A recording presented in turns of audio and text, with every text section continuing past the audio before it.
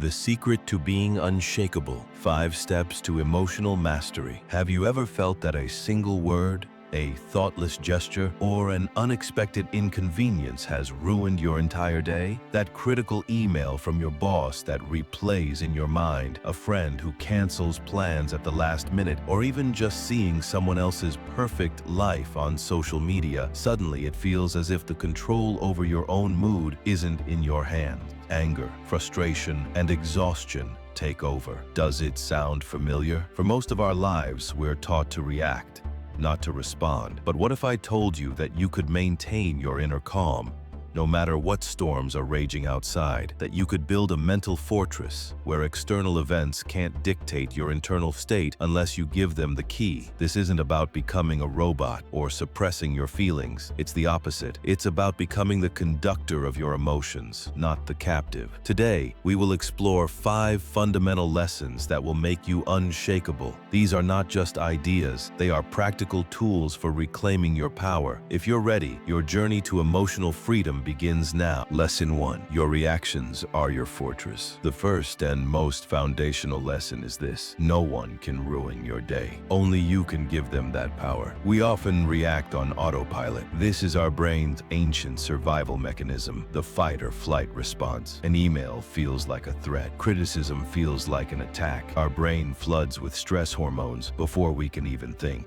But you are not your ancient brain. Between what happens to you and how you respond to it, there is a tiny, precious space. Your entire power lies within that space. As the philosopher Viktor Frankl so powerfully stated, between stimulus and response, there is a space. In that space is our power to choose our response. In our response lies our growth and our freedom. So how do we access that space? Start with the 3-second pause rule. The next time you feel that flash of anger or frustration, before you type, before you speak, just stop. Inhale for 3 seconds and exhale for 3 seconds. In that pause, you take back control from your impulsive brain. You give your rational mind a chance to step in. Instead of getting angry at a driver who cuts you off, you can use that pause to think, maybe they're rushing to an emergency, and choose to let it go. Instead of getting defensive about a coworker's criticism, you can pause and choose to say, thank you for the feedback. I'll think about that. Is your fortress. You decide what gets through the gates. Lesson 2. Boundaries are self-respect. Do you find yourself saying no to yourself while constantly saying yes to others? Do you feel your energy draining, a quiet resentment building toward you care about? This is the slow poison of having no boundaries. Our second lesson is critical. Setting boundaries is not selfish. It is the most fundamental act of self-respect. Many of us fear setting boundaries. We fear conflict. We fear disappointing others. We fear being seen as difficult or uncaring. But what is the alternative? Burnout, frustration, losing your own sense of self. When you don't set boundaries, you are teaching people that your time and energy are not valuable. Let me share something personal with you. Years ago, I had a friend who would call me in the middle of the night whenever they needed help. I wanted to be a good friend, but it was ruining my sleep, my energy. I was resentful, but I was terrified of upsetting them. Finally, completely exhausted, I gathered my courage and, using an I statement, I told them, I care about you deeply and I'm here for you, but I need my evenings to recharge. From now on, I can't take calls after 10 p.m., but I will be the first person you can call in the morning. It was terrifying in that moment, but that no was the biggest yes I'd ever said to myself. Our relationship became healthier because others will only respect your boundaries. You respect them first. You can't pour from an empty cup. Fill your own cup first. Lesson 3. Your worth is not up for negotiation. Do you ever feel ecstatic with a single compliment only to be crushed by a single criticism? This emotional roller coaster happens when your sense of self-worth is on loan to the world, rising and falling with external opinions. Our third lesson helps you take it back. Your self-worth is not up for negotiation. It's crucial to distinguish between constructive feedback and destructive criticism. Constructive feedback is a gift.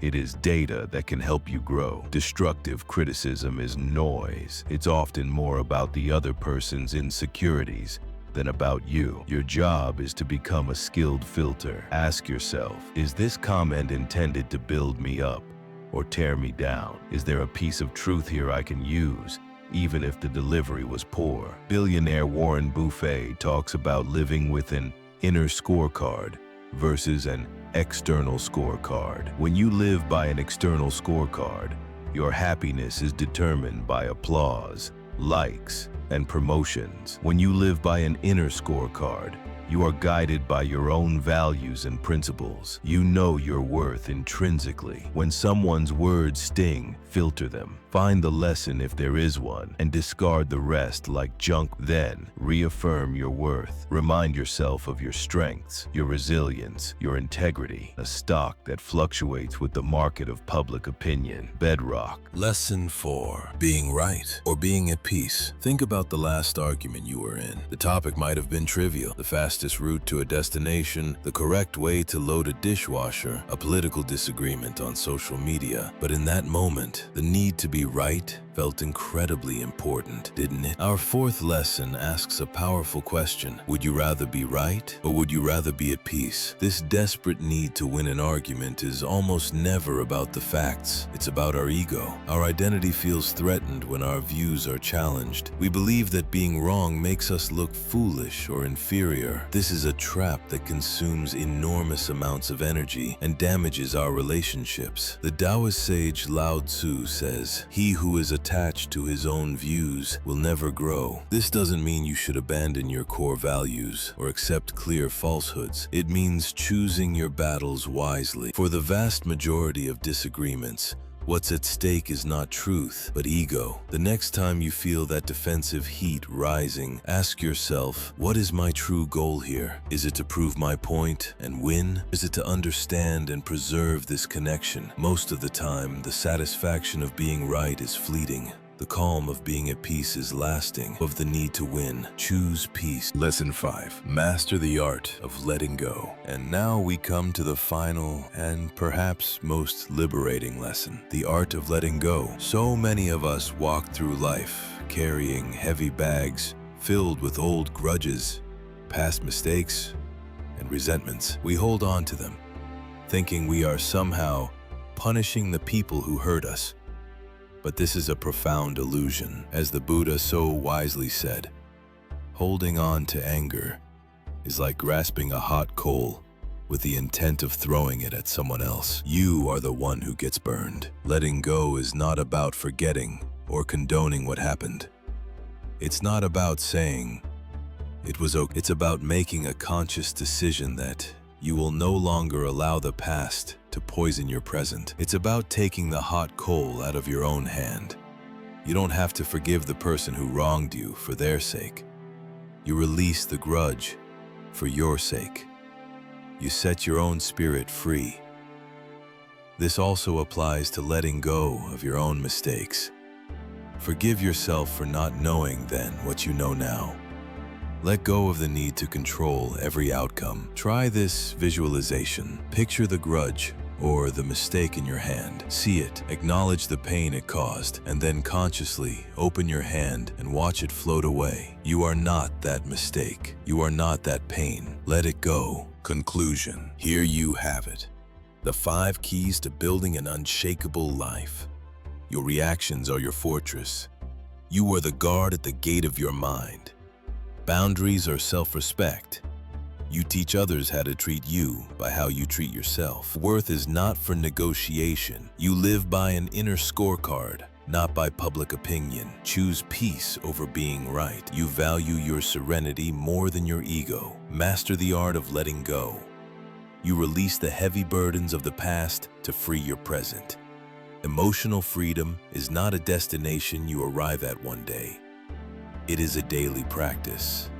Every time you pause before reacting, every time you gently state a boundary, every time you let go of a small grudge, you are strengthening that muscle. You are becoming the architect of your own peace. Which of these 5 lessons do you need to practice most in your life right now? Share it with me in the comments below. If this video gave you value, please like it and share it with a friend who might need to hear this message. Remember, your peace is your superpower. Until the next video, stay unshakable.